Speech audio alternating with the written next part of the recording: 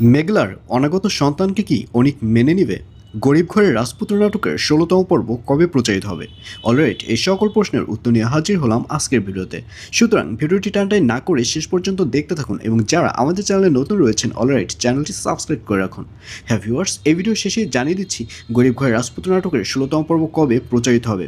আর এই পর্ব আসলে কেউ মিস করবেন না, কারণ এই পর্বে আপনারা দেখতে পারবেন এবার ফাইনালি মেঘলা অনিকের প্রতি বিশালভাবে রেগে যাবে, কারণ মেঘলা যে শোপিসটি পছন্দ করেছে সেই শোপিসটি যে ইচ্ছা করেই অনিক ভেঙে ফেলেছে সেটা মেঘলা খুব ভালো করেই বুঝতে পারবে এবং এক পর্যায়ে ওই দোকানের মধ্যে মেঘলা অনিকের সাথে বাজে ব্যবহার করবে।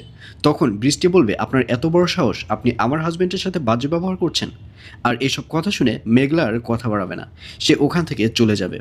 আর অন্যদিকে মেঘলা যে গর্ভবতী, মেঘলার পেটে যে অনিকের সন্তান, এই ব্যাপারটি মেঘলা অনিকের কাছে প্রকাশ করবে না এবং পরবর্তীতে অনিক যখন জানতে পারবে তখন অনিক মেঘলাকে ভুল ভাববে।